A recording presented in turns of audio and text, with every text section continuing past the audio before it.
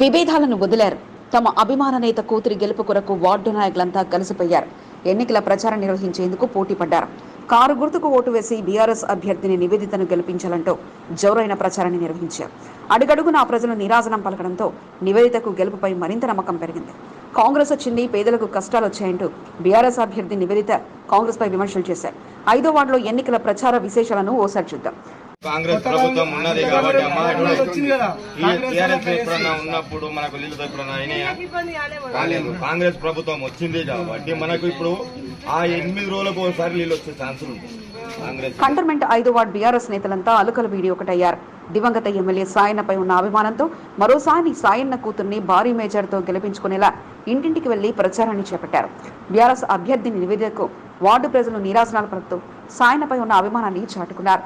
పూరి గుడిసెల్లో నివసిస్త వారిని ఆప్యాయంగా పలకరిస్తూ మీ కష్టాలు తీర్చేందుకు నేను వచ్చానంటూ నివేదిత వారిలో భరోసాను కల్పించారు. తన చెల్లి లాస్యా నిందితను కంటోన్మెంట్ ప్రజలు భారీ మేజర్తో గెలిపించారని, అదే ఆదరణ తనపై చూపించాలని నివేదిత కోరారు.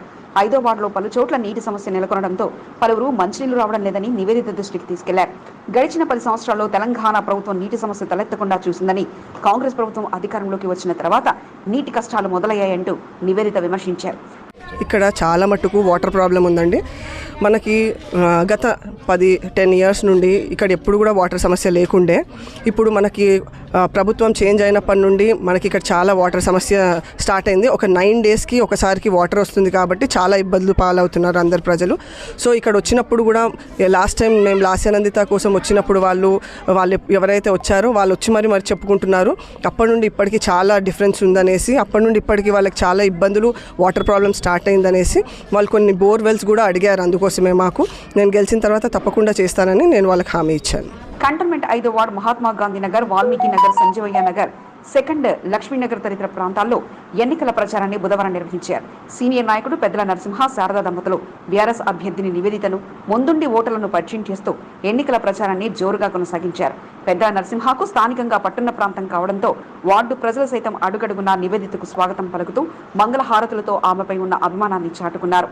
నివేదితను అత్యధిక మేజర్తో గెలిపించుకోవడమే తమ ముందున్న లక్ష్యమని పెద్దల నరసింహ అన్నారు. ప్రతి ఇంటికి వెళ్ళినా కానీ ఆరతులు పడుతూ, షాల్ కప్పుతూ, స్వాగతం పలుకుతూ మేము కేసీఆర్కే ఓటేస్తాం, నివేదిత మేడంకు ఓటేస్తామని కడాపండిగా వాళ్ళు స్వచ్ఛందంగా చెప్తూ అత్యధిక మెజారిటీతో గెలిపిస్తాం, మేడం గారిని గెలిపించి అసెంబ్లీకి పంపిస్తామని ప్రతి మహిళ నోట అదే వినబడుతుంది.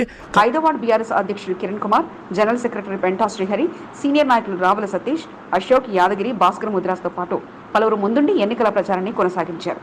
ఓటర్లను పరిచయం చేస్తూ సాయన్న బిడ్డ నివేదిత వచ్చారని ఆమెను ఆశీర్వదించాలంటూ కోరారు. కంటోన్మెంట్ ఉప ఎన్నికల్లో బీఆర్ఎస్ విజయకేతనం ఎగురవేస్తుందని కిరణ్ కుమార్, జనరల్ సెక్రటరీ పెంటా శ్రీహరులు ధీమా వ్యక్తం చేశారు.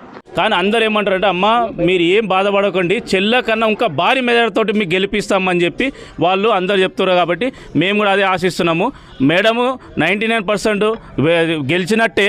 మేము ఈ స్పందన నిజంగా అపూర్వ స్పందన లభిస్తుంది. నిజంగా కూడా సాయన్న గారు చేసినటువంటి అభివృద్ధి ఎవ్వరు కూడా ఇంకా కూడా ఎక్కడ కూడా మర్చిపోలేదు.